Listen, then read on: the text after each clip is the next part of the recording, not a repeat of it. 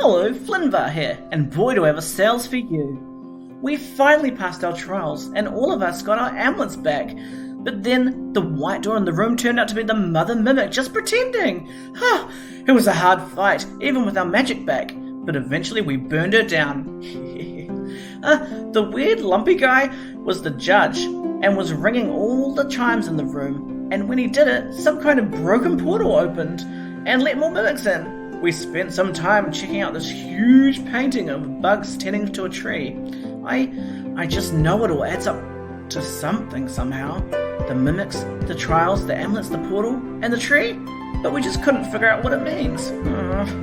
And then it was time to go back up to the surface. And maybe time for some R&R before we start climbing that mountain.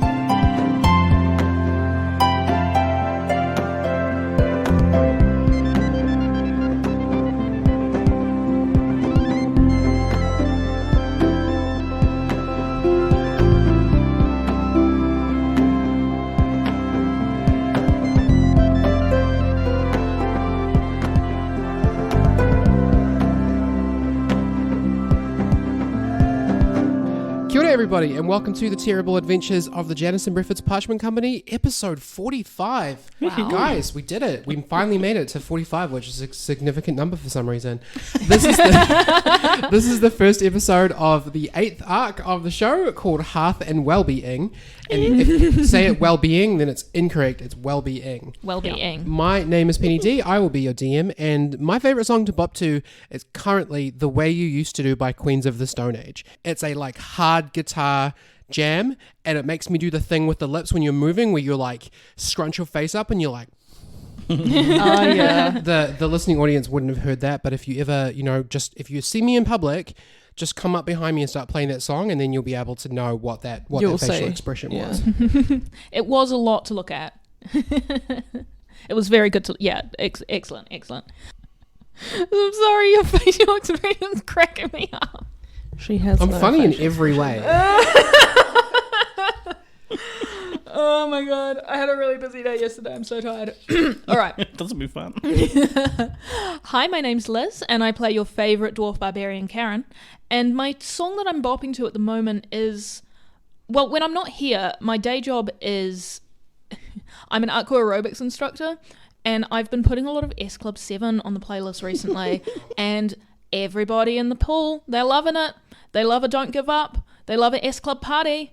It's been a really good time. What's the third S Club 7 song? Reach for the Stars. Reach for the Stars, oh, damn. obviously. Okay. I do like how I recommended Sweet Caroline, and you're like, no one's going to like that. And then it builds. It's on my repeat playlist. Is that your one for the bop of the moment? No, it's not actually. But why don't you tell us what it is? My bop at the moment is, okay, so if you're familiar with the notorious B.I.G.B. Smalls, he sings a song called Can I Get With Ya? Mm-hmm. I found a remix. Oh, I love remix. And I can't even describe what it's like, because it's... What is the name of the remix? So people can look it up. The Andrew Gentry remix. Okay. And I think he mixes in a different song, sort of so the melody is a bit different, because I tried to listen to the original, this doesn't have the same beat, but this one I'm just walking to work, because I live in a big city and I have to take public transport. I'm just walking to work and I'm just yeah, can I get with gangster rap, and I'm... What's your name and character? Oh, yeah, sorry. My name is Stephanie, and I play the sweet, lovable Frankie. Oh, we all love him. We all love him. He's hard not to love. Yeah. Can I Get With Ya? Andrew Gentry remix. Look it up. Hell yeah. Hi, I'm Poppy. I play Ida for the Tiefling Rogue. It depends on what, Okay, so I listen to some very niche kind of music. A lot of comedy. So there's a band called Ninja Sex Party. They do great covers. There's nothing funny about how good some of their covers are. Some of their covers I prefer to the actual songs. Yeah, they got a great cover of Africa. Oh my god, yes. Yeah, sorry, it's not my turn. You talk about your music. One of my very favourite songs... Okay, I'll mention two because I can. One of them is called Parents' House, which is an absolute bop. It's just so like it's just a great song. But there's also one called Thunder and Lightning, which is just Danny, the lead singer, talking about his balls. Oh my god. But it's really, really good. It's like his a glam balls named rock. Thunder and Lightning. Yeah. Oh, okay. And he makes a little tiny cape for them. Anyway, there's a lot of backstory, but Ninja Sex Party is just a great band.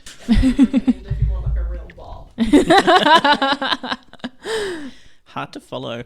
Hi, I'm Nathan, and I play your most sales enthusiast halfling bard, Slumber. So the darkness, I believe, is a thing called love. Absolutely. Oh my god. Stone cold banger for the ages. I just enjoy it most doing the high pitched I'm not going to do it in the podcast. Yeah, do it for the podcast. Do it for the It's podcast. funny. I always mixed up But so just one question while we're on it. Does anyone else ever get the darkness and Sister Sisters mixed up? Yes, Thank all the you. time. I'm glad I'm not alone in that because I always do. And the second one is Shut Up and Dance With Me by Full Moon or whatever they're called. I haven't never heard that song. But you can dance to it Dance without to the knowing Moon the or name of the something? artist. So. But it's also one of the only songs that I can always convince CC to get up and dance with me with. 'Cause she's not. She's not. Oh she's no, not really actually that dancing. is really cute. I can see that. Are you You guys talking about a dancing to popular that. indie It's band, adorable. Walk the Moon? Oh yes. That's saw the you one. Googling That's the that. one. I know it's. Did I you did quick Google. Googling? I did quickly Yeah, Google. yeah. I'm like, she's like, wait a minute. Because I know they also made Anna Sun, which I'm like, is it Walk the Sun or Walk the Moon or Anna Moon or Where are they going? yeah. Empire of the Yeah. Sun. And I'd just like to throw out just one, special mention to an extra banger, which is Jeffrey Bezos by Bo Burnham, Oh, which Bo is the Burnham, one that yeah. where he cuts out mid-scream after the first chorus. Is very, very good. What a- Jeffrey Jeffrey Bezos. Oh, Okay. wait. I did watch that special and everyone was like, it's so funny. And I watched it stone-faced the entire time. Well, it's a bit tragic. Feeling extremely sad Yeah, throughout but the that's whole what it is, thing. though, right? And It's everyone was like, it's so funny. I laughed so much. And I was like, where? When? Okay, When this did you isn't- laugh? Hang on, this isn't a Bo Burnham debating podcast. This is a D&D podcast. We're about to start a new arc. Who wants to play some Dungeons and Dragons? Let's Me. play.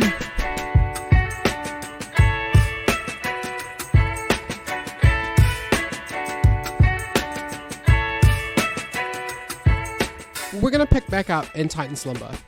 It's been... Actually, why don't you tell me? How many days has it been between when we finished the arc, when you guys came out of the grotto, to the point that you are now ready to carry on towards Torrago Nook? How long has it been? How many days do you guys think we could survive in a hippie festival? Not long. Maybe about half an hour. Yeah, I'm saying 2 days absolute max. Absolute max. And that's if we have a tent that's on the outskirts where Yeah. no one's bothering us. Yeah. All right, so definitely take a long rest for anyone who hasn't done that yet. So Fantastic, 2 days, thank you. which is great because I have the Welby misbehavior table too. That I wanted to see how many times we were going to roll on that table. While you're in town, is there anything that you would like to achieve? Anything you'd like to roll on? Anything you'd like to go shopping for? Obviously, we're not at Murphy's, so we're just sticking to non-magical items. But if anyone wants to up their stocks or prepare for the big mountain climb that you're about to do, now would be the time to do that while you're in town for 2 days. Yeah, Frankie wants to buy shield and armor Okay. because he's going to use some of his infusions for once. Whoa. So I'll say 20 gold for both of those. Okay. What kind of armor are you going to get? And is it multicolored because we're at a hippie festival? I mean, he'd Definitely probably tie-dye. buy it and be like, oh no, I don't want it multicolored, but because it's a festival, he doesn't have a choice. Yeah. So it's going to be a breastplate. Wait, Steph, wait. It's airbrushed with a butterfly or a dragon or something on it. What's the airbrush? What's the airbrush? It's got a dream catcher. It's on it. Yeah. awful. Because you know how you can get those, it's airbrushed and then it has your name in that weird, yeah, but it's I don't know, live, laugh, love or something weird. And he's like, this isn't what I wanted. But then he also can't read because it's in that weird font. And he's like, that probably says, I don't know, strong, brave man or something. But it's I don't know, Laugh, follow your dreams or unicorn or something weird like that. Follow your dreams, unicorn. Yeah. Anything else you'd like to achieve or roll on while you're here? No, I don't think so. Karen hates this place. Okay. So I just have a question. Well, not a question, a comment really, in relation to my infusions. Yeah. Oh, yeah, you want to do some infusions. Let's hear it. I'm infusing the breastplate and the shield, so the shield will activate Iron Man / dual disc Cool. system on my arm. But with the breastplate, there's reaction that comes with that. Okay. So it says whenever the creature fails a con saving throw to maintain a concentration spell, it can use its reaction to succeed instead, expending one charge. Nice. So That's there's a good 4 one. charges, and it only resets if I reset the infusion. Okay, that's good to know. But I just wanted you to know that. So I'm like, I use my reaction to succeed, and you're like, that's cheating. No, that's good. I really like that. And That's which cool, infusion yeah. does the shield have on it? I'm pretty sure you can put improved defense on it for +1 AC, if that's what you want to do. That's what it is, yeah. So that's why my armor class with the breastplate and the shield activated is 20. Cool. Does anybody else have anything that they'd like to achieve in town before we move on to the Welby misbehavior table? So I think that Ido would just have a bit of a scope around and see if there's any animals that he can kind of like learn off, because I think it would be good to like increase his repertoire. So there are not too many, because this is such like a populated space, there are the animals that you would find are like pigeons, rats, raccoons. If you didn't have a raccoon, I was gonna say morph because I'm an Animorphs fan. If you didn't have a raccoon wild shape before, you certainly have one now. Fantastic, thank you very much. And actually, I will specifically think, because we're at the base of a mountain, if I go slightly out of the area, do I see goats? Yeah, roll me a nature check. Yes. That is 17. Yeah, 17. You do catch a couple of mountain goats. Some of the ones that live in the lower mountain, they do sort of come in and eat a lot of the garbage that's left around. Also, Idafer, while we're on the topic of you, Bardo Bordeaux tracks you down and offers you some modelling work where you pretty much just have to stand still for an entire day while you're drawn in different outfits. Do you accept? I ask her how much she's going to pay me for it. I think that would be... Flynn's your agent, right? So... I asked. Yeah, actually, I don't talk to her directly. Okay, so we'll kind of move into Flynn. Flynn, Bardo Bordeaux tracks you down and asks if your client is going to do some modelling work. Do you accept? After some making her work for it, yes. Some negotiations. Okay. Yeah. Roll me a persuasion check. Yes! High five me. I rolled a nat 20 and then Oh, a 12. shit. Okay, this is going to go both ways, right? You are able to get 500 gold out of her up front. She does do a day's modelling, but she also owns his image. So that's the caveat, is that for 1 day's modelling, but also because there's no photography, she can draw him. So she probably spend half a day drawing him from every angle so that she can then use his image in all of her subsequent advertising without needing him to model. Do you accept? I think I would actually put a limited liability clause in that, so there'd be a certain time frame that she could use that. How many years? 2. Okay, she accepts. Yeah, you rolled a natural 20, so I wanted to give you a big payout, but she's not dumb. She wouldn't just like, oh yeah, here you go, $500 for 1 day. Like, no. You're reporting to me how much she was going to pay? Yeah. How much is she going to pay? 500 for a 2-year use of your image. And I think because she's hoping that after 2 years you'll become irrelevant and she'll get her use of it, but it won't. No, you're right. I'm a timeless classic. Flynn just kind of nods like, okay. But honestly, because you're my friend, Flynn, we'll just go 50-50, hey? Both of you can add 250 gold to your inventories. Nice. Thank you. Flynn, while we're on you, is there anything that you'd like to buy, go shopping for, weapons, armor, anything like that? I wanted to try and do some sales, but having failed to kind of... I would have think that they're hippies, so they wouldn't have had much use for, like, business cards. Frankie would have been researching at tiny rollable paper that can be easily burnt. Okay, so Frankie invented blunts. Oh my goodness. Of course it was Frankie. Oh my god. And Flynn selling the blunts. So Flynn, are you saying you want to try and sell some paper here? Yeah. Roll me a quick persuasion check. So that was another natural. So Oh my god. So 32 in all total. Okay, you are very successful. Not only do you manage to make a good deal with Bardo Bordeaux, because she is an advertiser, so you can add another 300 gold. Just to be clear, you get 300 gold from her for paper, but when you get back to the city, some of that has to go to the Janice and Griffith's Parchment Company because you don't get to pocket the entire fee, right? Okay. So let's say 250 of that has to go back to JVPC when you And Karen's watching, so if you start embezzling, she's gonna know. And we'll say with a natural 20, as an additional, you also set up like a proper trade route of people who are going to come from here to the Jason Breakfast Parchment Company in Ymir City and purchase from the factory, which you will be getting commissions from because you set that up. Nice. You don't get any current money from it, but once those orders start coming in, you'll get paid for that. Can't believe you got 2 natural 20s in a row. Is that dice weighted? No, it's also the one that I don't normally use. I normally use my green one and I use my blue one.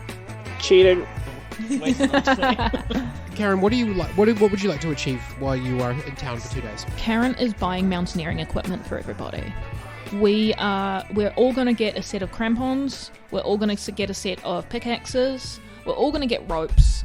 I'd like to buy 4 sets of climbers kit. Cool, so 12 gold for those. Flinvar, can you please roll me a d8, and can you also pick another player to also roll a d8 for the 2 days that you're here to see what Welby gets up to? Frankie. Okay. 4. Okay, while you guys are settling the modelling contract with Bardo Bordeaux, Idafer accidentally sits on an invisible napping Welby and gets bitten by the surprise dragon. The following day, Bardo begins selling pants with fashionable bite holes in the posterior. Nice. Because you sort of played it off and they were like, oh damn, that's a statement. Like your ass is delicious or something. You rolled a 5. Karen is browsing merch tents looking for some gifts to bring home to her children. Yes. And she puts back an expensive bracelet that she really wanted, knowing that it's not worth the inflated price. Oh, no. True. Later, Welby uncloaks and places it on your pillow, chirping proudly. Oh, That's my little thief. I love Welby. Welby, you know I can't keep this. You should take it back, darling. But on the other hand, if I do see you halfway up the mountain wearing that as a necklace, I suppose I won't be able to do anything about it then, will I? After 2 days, it is now time to move on. You gather up your belongings, you sell off anything that you don't want to carry, and then it's time to head up the mountain toward Torrago Nook. I would like you guys to decide between yourselves either a group or individual survival checks. All for one or one for all. You want to do a group check? Let's rip ourselves I together. think we should do a group check. Yeah. Okay. Cool. Everybody roll me a survival check, and we're going to add them up together and divide them by 4. Especially if Ida's a goat. Karen got a 16. Ido got an unnatural 20. Frankie got a 9. Flynn also got a 9. Okay, so 2 highs and 2 lows. So luckily though, this is the lower part of the mountain. Yeah. Heavy Unlucky. It's mixed, climbing up the low scrub. It's not super snowy here. Your time at the hives has made you used to this kind of sort of off-road trekking. Everyone knows the drill. And despite the fact that a small crowd of festival goers tries to follow you out of town, Forrest Gump style, they're playing instruments and singing songs and kind of like following you like a little band of... Because we are their new mart. That's right, yeah, you guys did do something really impressive in the town and they all saw it. You do manage to leave most of them behind and you make it all the way to the beginning of the snow in only one full day. How do you guys set up camp? Who takes watch? Who has what roles? The first thing I do is I send the remaining stragglers back, and I do that by threatening to shove their trumpets down their throats. Okay. I would have just given them camp chores. Okay, roll me an intimidation check, Karen. 18. Yeah, that's fine. All the ones, like everyone that you can see that was following you, and some of them had like jangly sticks and stuff, they all turn around and go back to Torrago Nook. Good. And they no longer think that you're neat. I don't want to hear any more Scar. So that is Karen's role, setting up the camp, getting rid of the extras. What are the rest of you doing? Flynn would go gather firewood. Okay, roll me a survival check. 17. Yeah, so you do manage to gather up a little bit of firewood, and with the 17, you get a little bit extra. You think as you go up, and once you get into the snow, you might not be able to find dry firewood. Who's on watch? Yeah, I'll be on watch. I'll set up in a tree. You have dark vision, right? Cool. I want you to roll me a perception check with advantage. What did you get, Poppy? I got a natural 20. Cool, we will come back. And also there's going to be a second and a third watch as well. Idif is just on first watch, so you guys have to decide between yourselves. And Frankie, what are you doing to set up the camp? Frankie would just be trying to put together like the tents and stuff. He's like, I'm pretty sure I did Boy Scout. Roll me a dexterity check. Oh, jeez. Frankie got an 11. 11. It's a tent. I wouldn't call it like a luxury camping experience, but there is canvas. It has up to it. It's got some up. There are sticks. Yeah, there's sticks. I wouldn't say that it's airtight, but it's at least, sheltered from the elements. And your party should have learned by now not to put you in charge of this. Yes. So if anything, this is their fault. But he's the inventor. Yeah. He's like, yes, I know how to invent things that nobody's ever seen before. already been invented. Of course I can put up a tent. And every time we're like, yeah. Okay. And then Frankie just stands back and admires his work, and the tent is only just like holding on. Like if a small bird lands on it, it's just going to collapse. And he's like, yeah. Frankie, did you put weenie sausages in your rations? I don't think that's a very good idea. They're meant to be chilled. And I know it's chilly up here. I live life but it hasn't been dangerously chilly now. in your bag. I take risks. Frankie, roll me a nature check. I'm actually quite good at that. That's a not natural 20. Yeah, your weenies are still fresh. Yeah. You've managed to use a certain type of wax paper that you talked about once upon a time. Yeah. Them fairly airtight. No air's been able to get in there. That's right. And when we stop, I bury them in the ground because of the permafrost keeps it kind of chill. So Awesome. Well, I've got some hardtack and some cheese that we could mount together and have savoury s'mores I mean, yeah, okay. to go with the sauces. I didn't buy marshmallows. Savoury s'mores. Yeah, cheese and... I've got That's cheese and hardtack. I want And not savory weenies. and weenies. Yeah, we'll just I'd like to imagine everyone's sitting around the fire and there's one, and then Frankie's catches actual fire and he's like, ah, and then it's just burnt and he's sad. Idafer, you rolled an unnatural 20 for your watch, right? I did. So while this is going on, Yes. while this Dennis the Menace shenanigans is happening at the campfire, you notice maybe 200 feet away, there's another fire. You can't really see, it's definitely another campfire. And you're pretty sure that Karen chased all the followers away, but someone else has set up camp. Just if you weren't really looking for it, you probably miss it because it's kind of behind a rock formation. But there's definitely another campfire 200 feet down back the way you came. Oh man, and they definitely know we're here as well because we have not been quiet. Yeah, no. I'm gonna jump down from my tree because I've been sitting up there kind of Lost Boys style, meh, meh. I don't want to hang out with Wendy. Oh my god. They're called the Lost Boys, right? Yeah. Yeah, good. So I pop down, I'm like, guys, there's another camp. I'm going to scope it out, but I need you guys to keep an eye on this place and keep an eye, watch my back. I have your 6. Are you going to be an animal scoping out? Scream loudly in the animal voice if the person at the campsite tries to eat you, I suppose. Wait, what animal would be first? Because if there's just a random noise, we'll be panic, and it'll just be a kookaburra. The famous fantasy alpine kookaburra. While I'm standing in front of you guys, I feel like I've finished saying what I need to say, so I turn into a raccoon and I jump into the tree. Oh, it's so cute. Okay, so you're going to go and check out this other camp. Yes. Also, I did find So what is the raccoon's speed? 30 feet, 20 feet climbing. Okay, yeah, so you very easily would make it over. It's only 200 feet away over to this campsite. And just roll me a quick stealth check just to see if you can get... Because you got to go around a rock formation to find out whose fire this is. Oh, no. Oh, no. Oh no. That's a 12. Okay, I'm going to roll a perception check. You do, kind of, at one point, you're not quite used to the raccoon body, and there's a little bit of ice on one of the rocks, and you do, no. slip and fall on your raccoon butt. Oh, It doesn't hurt you, it just made a little bit of noise. And you go around to the camp, and you have a look around. There's definitely, a single person camping here, but you can't see anyone. oh my god, Idafer, they're single. Oh my god.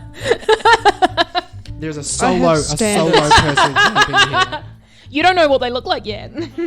Because I am a raccoon and they're kind of known for kind of going through shit, I am going to kind of rustle through their things, have a look in the tent and just... Roll me an investigation check. That's an 18. There's not much. This person travels pretty light. There, you do find a diary written in a language that you don't understand. Your earring doesn't help you with written language, but it seems to be whoever camps here spends a lot of time probably journaling.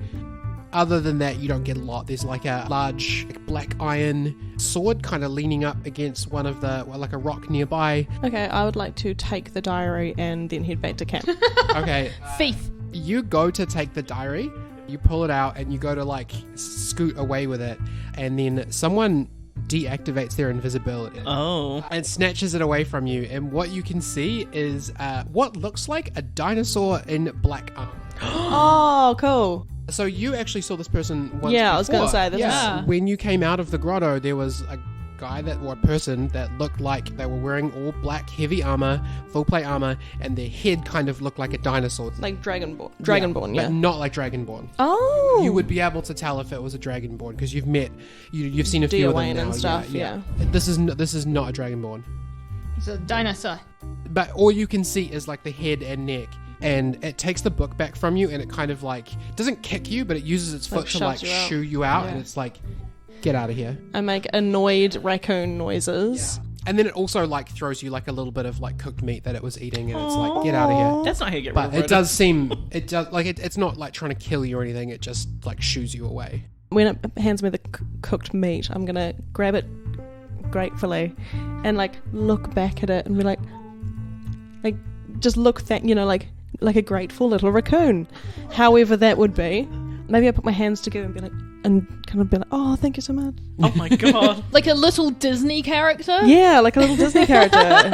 Roll me a performance check. Okay, If you had have just left, you would have been fine, but now that you're like trying to communicate with him. that's a 24. Oh my Okay. gosh. He stares at you because Really he's like, think- that's a little strange, but okay. But no, doesn't say or do anything else. He just kind of sits with his back to you and just carries on. Like, Okay, I'm gonna grab the cooked meat. I'm gonna eat it because it sounds delicious.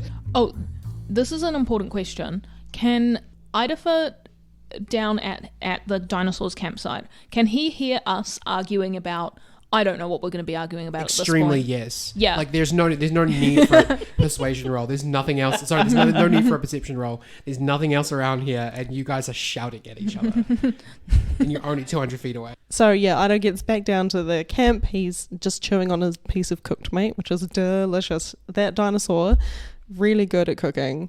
I'm adding this to the canon, so if you specifically wrote they're not good at it, they are now. Yeah, no, that's fine. I said it was delicious. He it's fine. updated. I'll make a note. When you get back to camp, do you tell everyone what you saw? Yeah, I immediately transform back. Cool. Everybody roll me a history check. Frankie rolled a 28. Okay. Wow. Karen rolled an 11.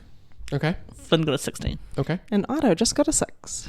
Yeah, so Frankie, you know a little something about the 11 races of the Republic of Toth. And one of them, Dragonborn are their own thing. And you've got enough description out of it, and Ida has told you, it doesn't feel like Dear Wayne. You recently spent time with Six. This feels a little bit different, and you would guess that this person is probably a lizard folk. Based on the description, the frills, and the, colouring and stuff. Cool. That would be your guess. Frankie pulls out a book, Beginner's Guide to Toth. And he's like, actually, in chapter 6, when he shows everyone the different races, and there's a different picture for and he's like, oh, and they're here, and then so that looks like it might be a lizard folk. I'm like, yeah, that's obviously they were a bit different coloured and stuff, but pretty much the same thing, yeah. Haven't we seen them before at the festival? They didn't look like they were there to smoke weed and listen to music. I'll be honest, I didn't really notice much after all of that. I was just kind of in a daze. That's fair. But cool that you have seen it. Yeah, Him? I'm pretty I don't sure. know. I'm not sure either, but I'm pretty sure they were in the crowd when we emerged from the darkness. Well, I can confirm he's really lovely. I was snooping around in his tent. I was gonna steal something, and he. You seem disappointed, Karen. But anyway, yeah. But he. Oh, also he can turn invisible. Just so you know. Oh, that's not good to know. Rather than Yeah, because I couldn't see anyone when I went there, but then he made himself visible again when I was stealing his diary. And instead of killing me, which he well could have, and something that I probably would have done, he just nudged me out and he fed me. And he's a good cook. To be fair, though, for Idafer, you were a raccoon at the time, and I can't imagine you ever harming a raccoon either. No, I guess you're right. I think I like to think I'm stronger than I am. You do have a soft spot for animals, I but do. I That's don't having think that's a animals' weak. strength. I don't think that's a weakness. Oh, nice. Well, anyway, yeah, this lizard folk seems actually really nice. We should probably go say hi. Let's maybe see what happens in the morning. I'm not sure how I would react to a stranger approaching my campsite in the middle of the night. Oh, So true. Yeah, maybe there's a we weird should- time. Yes, maybe we should do that under the Cover of daylight. The cover of daylight. Yes. Yep. Would I know with my history check, lizard people, are they usually friendly towards strangers, or are they like, You know a little because you've only read your Mearson books, right? So you haven't had any first-hand experience, and nor have the people who wrote the books. Lizard folk are a little separated from a lot of the other mortal races. Like they don't have a concept of cannibalism. So they will just like eat people if the meat is available. that's fair? Well, it's not cannibalism unless it's your own species, is it? Oh, they'll eat other lizard folk if the meat is available as well. Gotcha, okay. Waste not, want not. But that's like the only thing specific to their culture, where like a lot of the thing you read in the book is about Toth in general. Okay. That's kind of what a lot of the book is sort of fairly negative and sort of talks down to the monstrous races. It's a little bit propaganda-y, but that's one thing that you do know is that, they don't have a concept of cannibalism.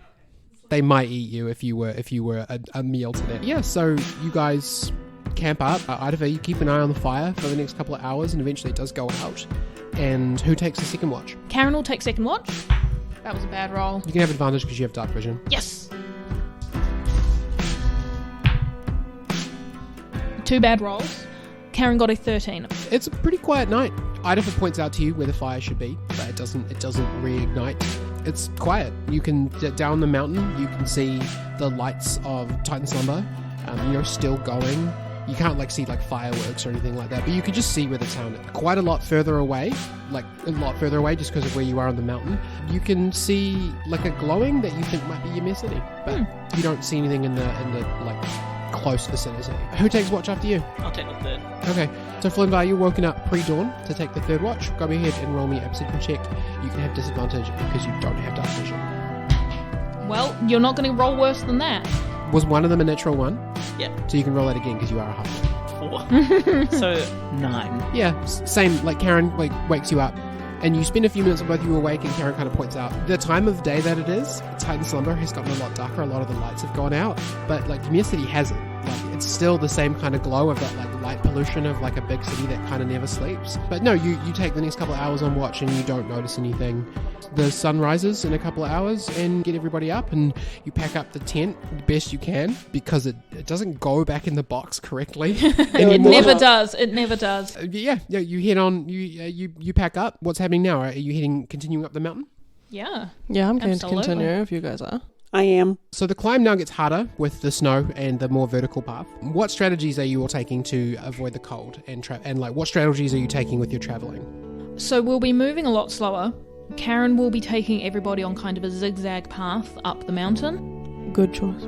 So we will be moving maybe an hour. We'll get maybe 5-10 meters in elevation, depending on how hard it is, because we're taking quite big zigzag movements to not have to climb up a mountain. Terrible climbing up a mountain. Roll me a group athletics check for Can this I, next leg. for that, yes. add my intelligence modifier by using Flash of Genius? So you would have to use it 4 times for the group. So I would use it for everyone. And just be like, hey, if you guys, walk heel to toe and avoid the gravelly parts, that'd be really good. Thank you, Frankie. So +5. 28. Ido got 12. Frankie got 9.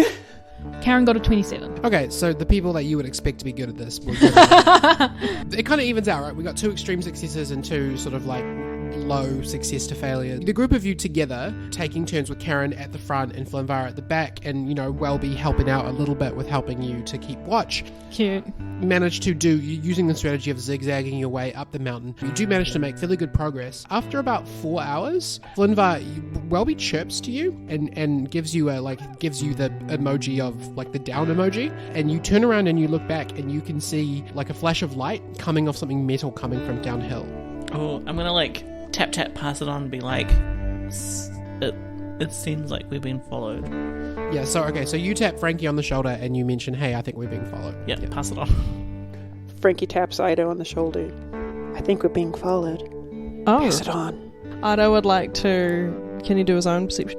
Yeah, go ahead. Anyone who wants to can do a perception check. Okay, yeah, I'll do that also. With the snow and stuff, it's a little glary, so it's hard. It's kind of a difficult check, but it's not that far. 22. I got a 17. With the height advantage that you have over Flinvar, because maybe he's a little bit submerged in the snow a little bit. Oh, cute. You see what looks like the lizard folk from last night. He is on what can only be described as a gigantic mountain goat. like one that would be like twice as large as one that you have seen before. And he is following your path, and he seems to be watching you through a telescope. Has anybody told Karen that we're being followed yet? No. Yeah, you're charging forwards. Cool, I guess I've seen him. I'm like, Karen, we are being followed. Oh, by that lizard folk? The lizard folk, yeah. Well, it's as good a time as any to take a break and wait for him to come to us, I suppose. Yeah, I guess so. How long do you wait? Yeah, Karen's going to find an outcropping, a rocky outcropping, where she can sit everybody down and we can have a horrible snack of bar. More hardtack. Hardtack bar, or whatever it is. Muesli bar. While we're sitting down, can Frankie just pick up a couple of pebbles Yeah, of course. for reasons? Don't worry about it. Actually, Frankie, you go over to the nearest ledge and you start scooping up pebbles, and you're like hit over the head with deja vu of like you're looking around and like something in your head is like, I've been exactly here before. Can you roll me just an intelligence check? I just want like a memory check. That's a 12. You're looking out, you're standing on the edge of this cliff, and you're looking out over the like sprawling metropolis of Emir City. And you think like, have I dreamed about being here before? And you say it out loud. And Flinvar, can you roll me an intelligence check with advantage? Terrible. 10. Frankie's saying this to you, and you're like, I actually know what you mean. I had a dream about this place. Oh, the bird. Because these guys have mentioned the bird to us, haven't they? Yeah, do you mean the bird one? But after Idafer says that, you like stop and look, and you're like, that's where the naked man was sitting. Like, right here.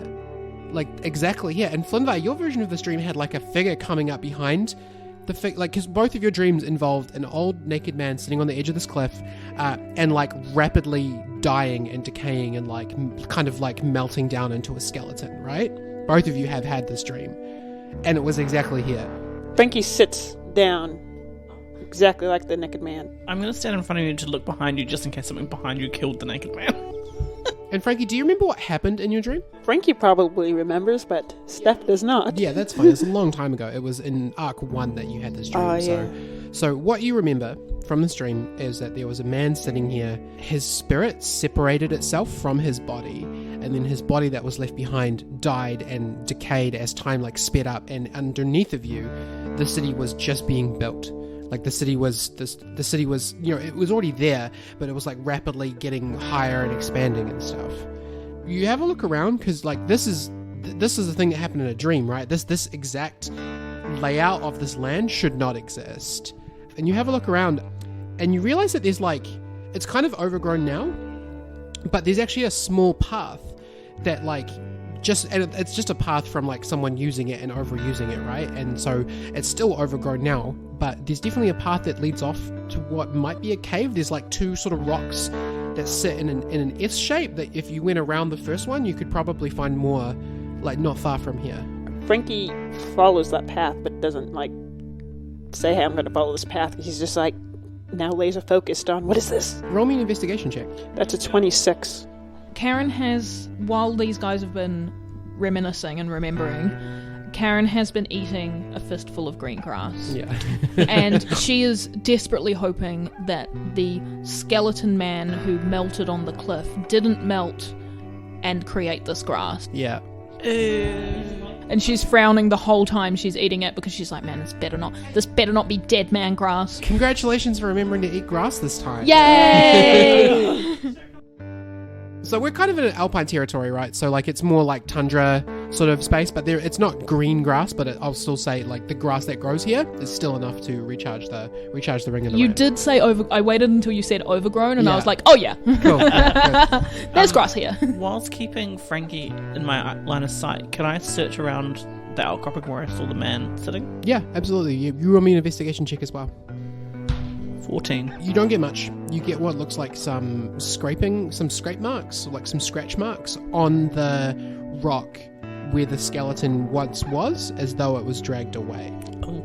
Frankie, You make your way, and like I said, there's two rocks, and they're kind of set up in an S shape. And as you get closer, you realize that, yeah, there's actually like a path here. Like if you were to go through, there is probably a cave behind the second part of the S shape.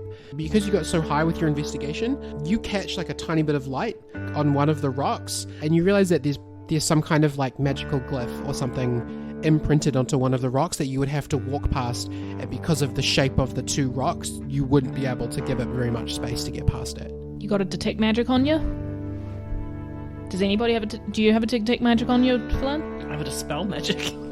Let's have a look. That's what you would want to turn off a glyph if you wanted to turn it off. If you wanted to turn it off, that's What a if it was great an one. open glyph, like an automatic door you walk past? That's It's why not the a ward, detect it's an automatic door. that's why the detect magic is good first. Yeah. Roll me a Arcana check, because we've not really talked about glyphs before. You would have only read about them in books, so just give me a quick Arcana check to tell me what you would know about glyphs. That's a 22. I do go to university. Well, you applied for university. I applied. I thought I was already going. I think you got accepted, but then we went to do this instead. Yeah. So next semester. Yeah. You're enrolled in university. I'm enrolled. Okay, so what you know about glyphs, they are kind of like magical like symbols that are placed onto surfaces that usually the idea is that when something triggers it, and all of them have different types of triggers, when something triggers it, it will produce an effect. Sometimes the effect can be like a damage effect, sometimes the effect could be something else. What you're getting from the size of this one, you wouldn't have even noticed it if you weren't such a smart boy. It's like a little, like, you know how sometimes you see like a spider web in the light, and it's just like a small little bit? Like that's what you can see only in some parts on each end of this rock. And it's kind of small. Frankie's going to take this time before he walks past it to, just in case, activate his shield and breastplate. Is Frankie going to tell any of us what's going on, or is he just going to walk past a potentially dangerous glove? I feel like Frankie wouldn't tell because he'd be too like focused on, okay, yeah, do this, and oh yeah, science, oh yep, and he's got the mathematical equations going on in his head. He's just like, he's in his mind palace. Yes, he is. So Frankie is going to wave his hand past it. Sure. You hear a voice, and it says, "I'm sorry, but this is an important historical site, off limits to wandering vagrants. Step no further, lest you cause damage to yourselves and what lies within." Frankie, what was that? I'm gonna hurry over. Nothing, don't worry about it. No. We're coming. Idafer, come on. Frankie jumps like I'm just like, but I wanted to talk to the lizard. no, like forward to like, haha. Okay, yeah. Into- Nothing else happens. Oh, Do you peer around the rest of the other part of the S-bend? yeah. Further in, the cave opens up a little bit into a cozy but dilapidated home space. There's a makeshift bed in one corner, a small cooking space near the ventilation of the entrance. It's kind of littered with little hand-carved trinkets everywhere, like some of the stone has been carved into little shelves, and across every wall, the rock has been like turned into bookshelves.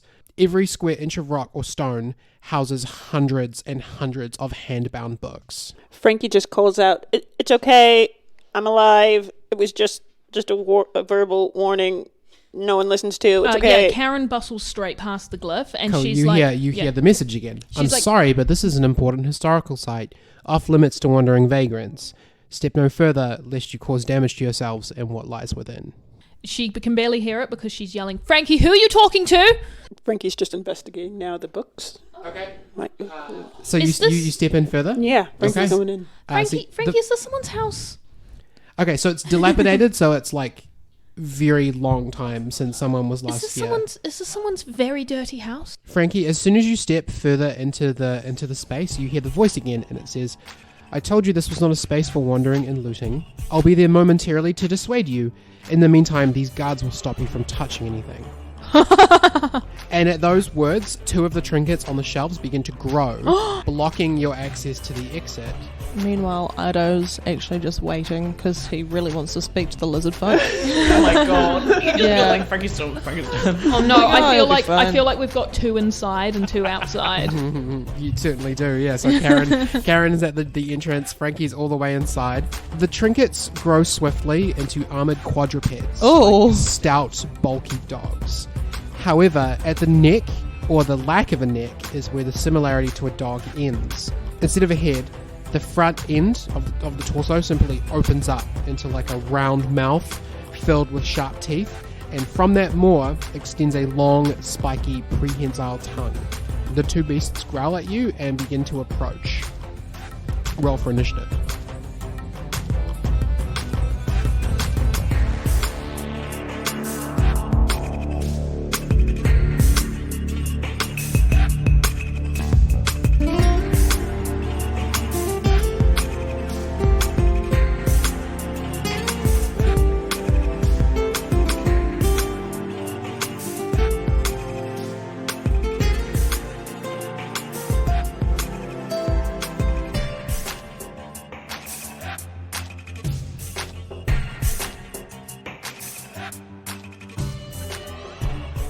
Kia ora, Penny here. Hope you're enjoying the beginning of Arc 8. Let's do some quick messages and then we'll get back to the episode.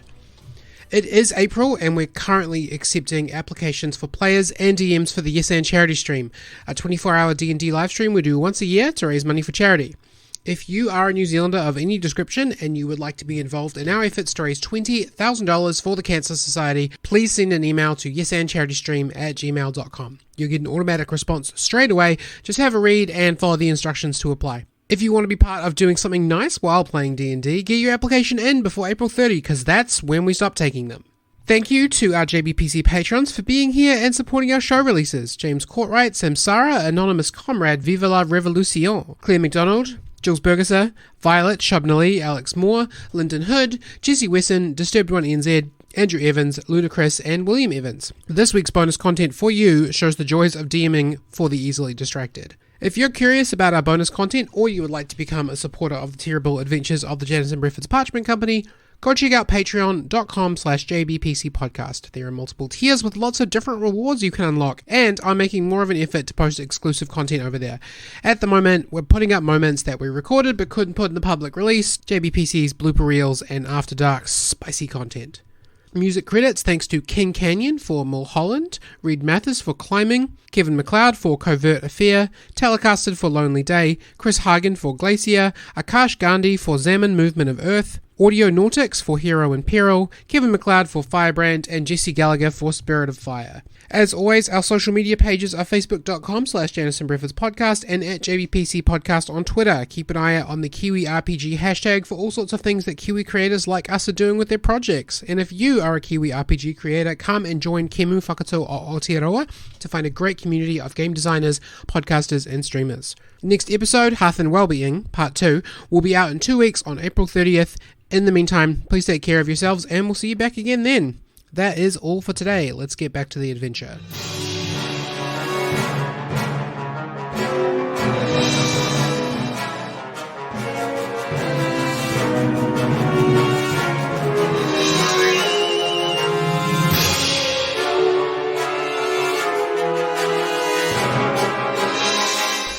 I also got a natural 20. 3 natural 20s for initiative? Why are we rolling so weird today? Well, I got 10. We got a 17 and a 1. I want to roll a 20 for a hit. Okay, so out of the three of you who got 20, what is your actual score? 20. 24. 22. Flynn, you are probably 20 feet from the opening of the cave, and Idafer, you are probably 30 feet from the opening of the cave. So, Frankie, these two, like, big, scary dogs with big, spiky tongues, both approaching you. It is Flynn's turn. Flynn, you can hear some kind of noise happening from where Karen just ran in, but you don't have any more information than that. What do you do? So, first of all, I'm going to hurry into the situation. Okay, you get to a point where you are about halfway around the S-bend, so you can't, at the moment, you don't have line of sight to either of these creatures. Or Frankie, but you can see Karen. I can move 25 feet. Yeah, so the 25 feet would get you to the second part of the... Do I pass the glyphy thing? Yes, and it says the same message to you as you pass. You can see Karen, but you can't see Frankie, and you can't see the creatures. I'm going to send Welby in to have a look to show me what's there. Okay, that's fair. Welby's going to fly in invisibly, He can see the entire scene, the dilapidated home space, all the books, Frankie on the other side of these two big creatures that are approaching him, and he sends you back like one of those emojis that's like... I'm gonna send him the person like that's out of breath, like... You can talk to him with your regular language. You Oh, don't have to send him emojis. I like sending him back little symbols Okay. as well. So you're gonna send him an exasperated sigh. Because the theory is that if I talk to him back in his visual imagery with my words, it'll help him learn more. I'm toddlering him. Is Welby going to make a move? Yeah. What's he gonna do? I want him to do ethereal breath until I get there. Okay, can you... So what does Euphoria Breath do? What's my save or whatever? Is it an attack roll, save? Wisdom saving throw. Okay. What's the size of the breath? Like, is there a cone, or like what does it say in terms of like how much space you can hit with one of the attacks? The target. Okay, one target. That would be a 9 to save. No, it has to pass 11. Cool. So we've got one fail on one of them. So it can't take reactions and must roll a d6 at the start of each of its turn to determine its behaviour during the turn. Okay, I'm going to mark that for the second one that has the lower initiative, but that is fine. Just remind me when we get to the one that goes after Ida. Okay, cool. Cool. Anything else you'd like to do with your turn? I just want to get my sword out. Okay, cool. You've got a bonus action, so you could use a bonus action spell, or you could use Bardic Inspiration. Oh, I can see Karen. Yes, you can see Karen. I will yell forward to Karen. Karen, go manage this situation. I love that. And so I'm pretty sure your Bardic Inspiration is a D10 now. It's a Yeah. D10, wow. Yep, 1d10. Okay, so Karen now has a Bardic Inspiration, and I'm pretty sure you can add that to a D20 roll or damage. Next up, Frankie. So Frankie's going to step up and be like, God, why didn't I listen to the warnings? And he's going to cast Ray of Sickness. And how he casts that is he sort of puts his hand up to his mouth and coughs, but like he leaves it open a little bit, so he coughs through and sprays Ray of Sickness. So a ray of sickening greenish energy lashes out towards a creature within range. The range is 60 feet. Are you going to go for the same creature or the other creature that Welby hit with his breath? The other creatures attack against the target on a hit. The target takes 2d8 poison damage and must make a Constitution saving throw. On a failed save, it is also poisoned until the end of my next turn. Okay, so go ahead and roll me that attack roll. I rolled a 27 to hit, 27 does hit. 16 poison damage. So a canolith is actually immune to poison damage and the condition of being poisoned. I figured. Damn it. JK. JK. It's okay, because I could bonus action. Oh wait, no, I already cast a spell, so I can't do that cantrip. It's fine. You can do a cantrip as a bonus action if you've cast a spell. Oh, You can There's only no do cantrips that are bonus actions Yeah, though. you can. there is. Which cantrip is a one? bonus action? Magic Stone. Oh, yeah, okay, go ahead. Yeah. That's why I was And you picking picked up up those some pebbles. stones. Yeah. So I touch 1 to 3 pebbles and imbue them with magic. You or someone else can make a ranged spell attack with one of the pebbles by throwing it or hurling it with a sling. If thrown, the range is 60 feet. Is it concentration? No. Okay. Next up is Karen. So the one that Welby has sprayed with the Euphoria spray, what has happened to that one? It can't take reactions, so it's kind of dazed, and it can't take reactions. Okay. And how far away from each other are they? They are 10 feet apart. The Okay. closest one is 10 feet from you. The other Okay. one would be 20 feet from you.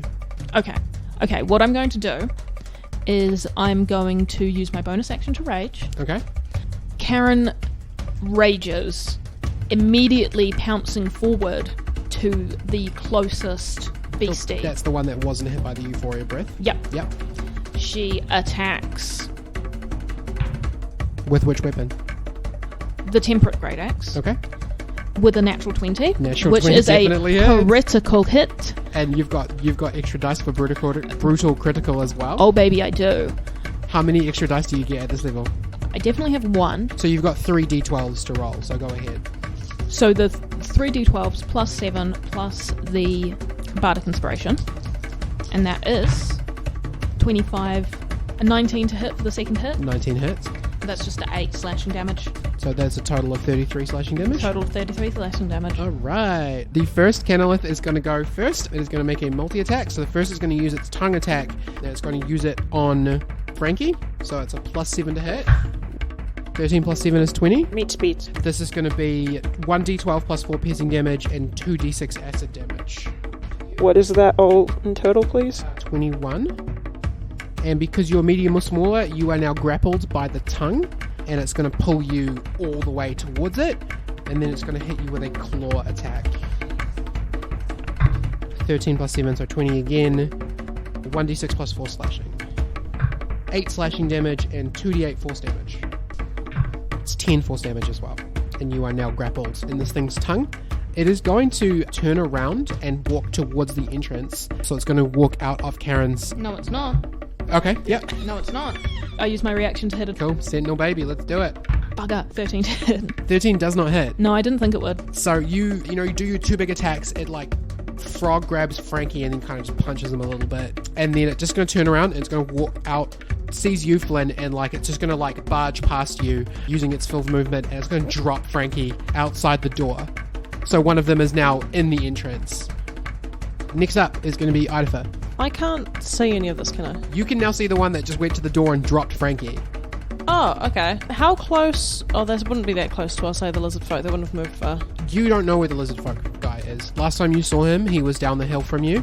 And I can't see him anymore. You can't see him now, no. Okay. But you can see both Frankie, who looks a bit worse for wear, and this big, ugly monster creature who had him wrapped up in his spiky tongue, just like drop him on the ground. Oh my god. As I hear this, my head swivels around. I'm like, oh my god, Frankie!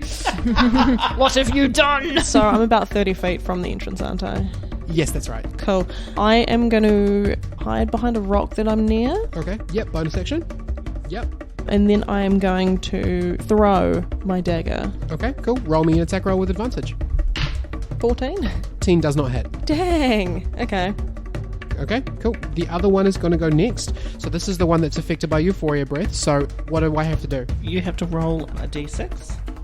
I got a 1. Between 1 and 4, the target takes no action or bonus action and uses all of its movement to move in a random direction. Cool, okay. So this is going to be funny because it's going to probably do more damage to the space it's trying to protect. Oh no. So it's going to use all of its movement to move west, which is like across...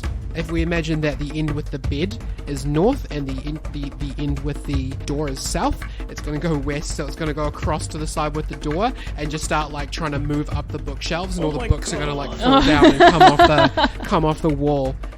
Flynn, you're up. My first call was like, let's burn this bitch with heavy metal.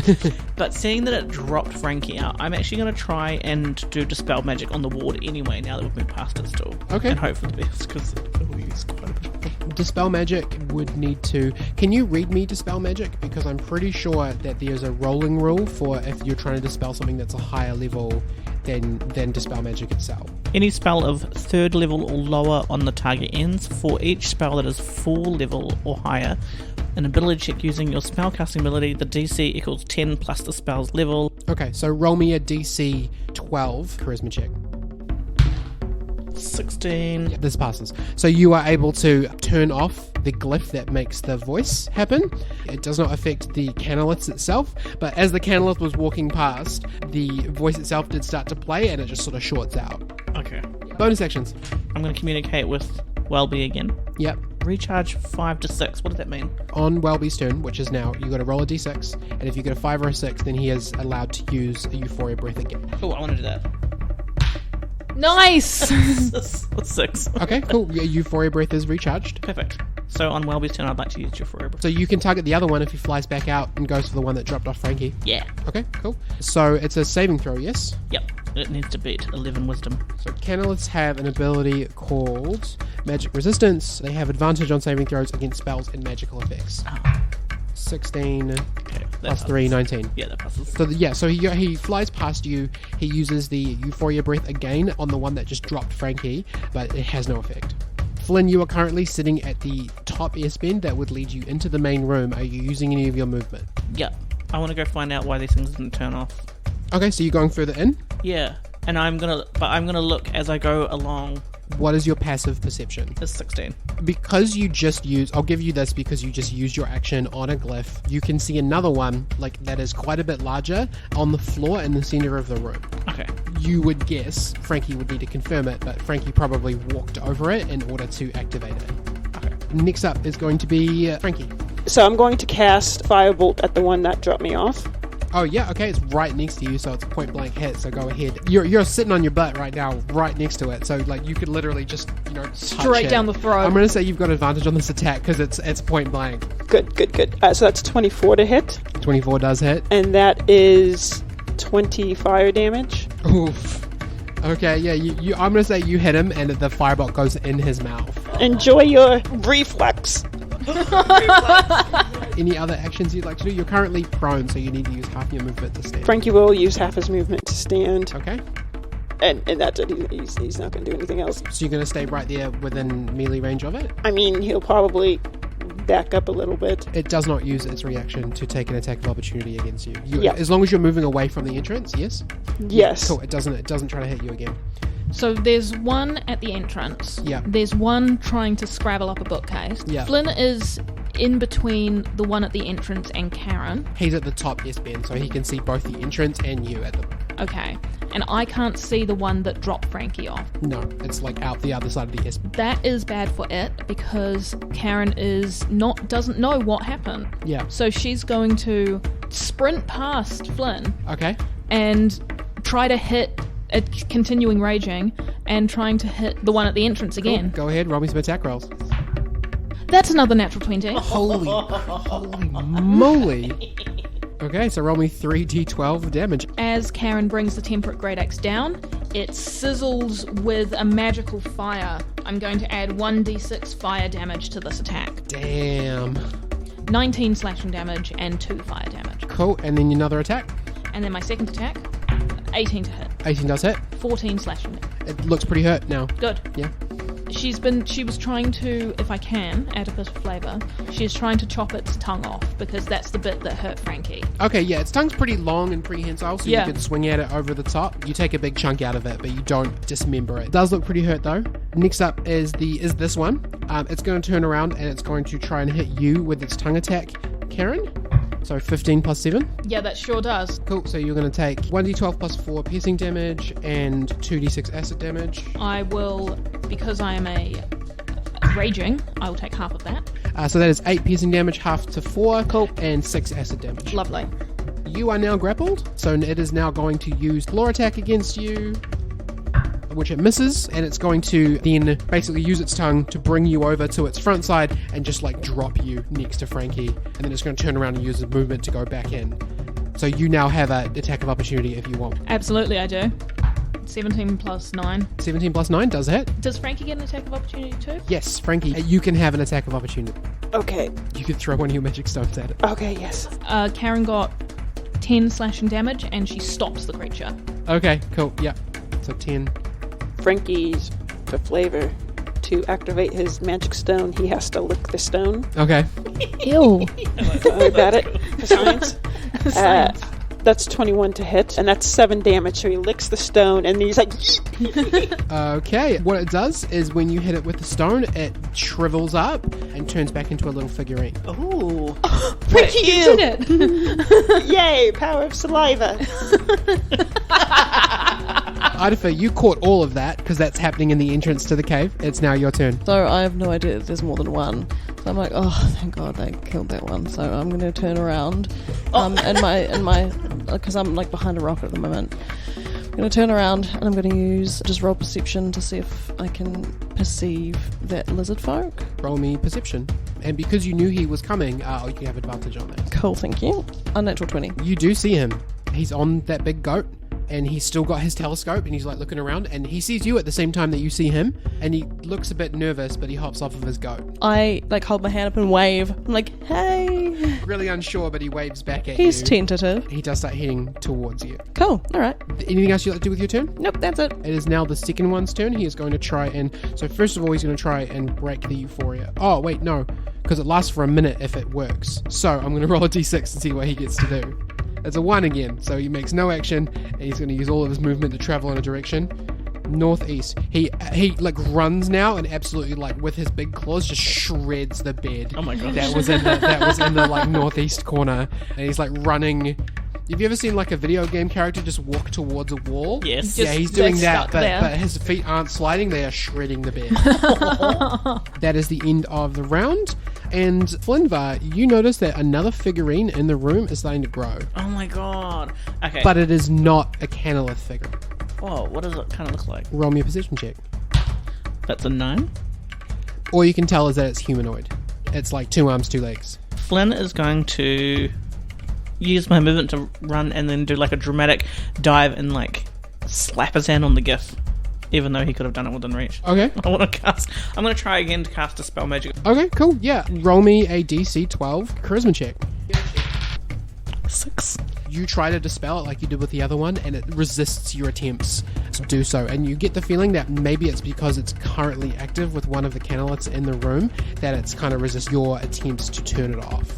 Does Welby going to take any action with his turn? Can he preventively use Euphoria Breath on the little... He needs to recharge it first. So you're going to roll a 5 or a 6 on a D6. 6. Yeah, cool. He has recharged his Euphoria Breath. So I'm like I just lay on the floor on my back because I did a dramatic slide, even though I didn't need to. He was just panicking. Like holding his head and like willing him to like breathe on this figurine because I don't know what's coming out of it. The one that's growing? Yep. Yeah, okay. There is no effect. Oh. It's not a creature yet. And he just makes like a confused squeak, like. Yeah, he sends you a little question mark. Okay, and he's gonna go invisible again. And then a little man with its hands on its hips. And I'm like, That next up is Frankie and then Karen. So we're outside the cave now, right? You are in the... well, Frankie's a little behind you, but Right. you are like in the entrance to the cave. It Okay. would just be 15 feet of movement to get back to where Right. you can see everything. And we know that Flynn is inside. Yes. And we know that there's a monster in there. Yes. Okay. But you also know that the only thing that the monster tried to do was pick you up and kick you out. But it hurt. Yeah, it really hurt. Frankie's going to go back in. Okay, cool. Frankie's going to be like, You go 15 feet, well, actually 20 because you backed up. You go 20 feet inside. You can now see the entire room. You can see Flinvar in the center, kind of tried to touch the glyph, and you can see the remaining canolith in the northeast corner walking towards the wall, and like its claws are just like tearing the bed apart. You can see another figurine that looks like a humanoid growing. I want to meet this person. what? It could be for science. We could also just kill them. Oh. Or just be like, hey, I'm just going to snoop around. It's fine. Don't worry about it. Frankie, I guess until the humanoid person actually grows and is ready, Frankie is going to attack the last creature that's digging at the wall with Firebolt. Okay. Roll me an attack roll. 16, 16 hits. 19 fire damage. Yeah, you hit it in the butt. Luckily, you're right on target, so you don't accidentally burn anything in the room. Oh, lucky. Anything else you'd like to do with your turn? You could just move out of the way so that Karen could get past. Yeah. It wouldn't be the first time that Karen's come like barreling into a room and just like low tackled you. Yeah, yeah. Frankie eventually learns that, oh, wait, no. Speaking of which, Karen, it is your turn. Yeah, speaking of which, Karen charges back into the cave. Cool. You can see the same thing that Frankie could see. I'm going to grapple the figure. I'm going to grab the figure. Okay, it's just a little toy, so you just pick it up. Yeah. I grab it. Cool, you're now holding a little figurine. Roll me a quick investigation check. 7. What you gather from a 7 is that it's a blonde person wearing robes. That'd be a great time to, like, get the figurine and then cast Catapult and just eat it. Bye. I turn to Frankie and I'm holding this figurine as it's growing in my hands and I say, "Who's this little blonde guy?" Okay, anything else you'd like to do with your turn? That's it. Canolith 1 is dead. Idafer, you're up. The black armored dinosaur person, lizard folk, is approaching. Wicked. How close are they to me? Pretty close. Like, he got off his goat like 30 feet away. He's probably halfway to. Okay. I can start a dialogue with a mage during my turn. Yeah, absolutely. But it would probably be not more than 6 seconds of talking. Yeah, I'll be like, hey, noticed that you were spying on her. Great start. Roll me a persuasion check. And while I say that, I point at his telescope, which I assume is like hanging by his side or something. When you say this, are you accusatory or are you just sort of like Just kind of trying making to break the ice? Yeah, just breaking the ice. Okay, yeah. roll me a persuasion check. 18. The second canolith is going to try to break the... Here's Euphoria Breath. What do I get for a 2? Same thing, right? Yes. He goes from like moving into the northeast corner to now just trying to go straight north. The bed is shreds now. It is done. That's the end of the round, and we're going to break initiative now as the figurine finishes growing to its full size and begins to hover in the air, and you look up at it and you realize that Master Spec is here.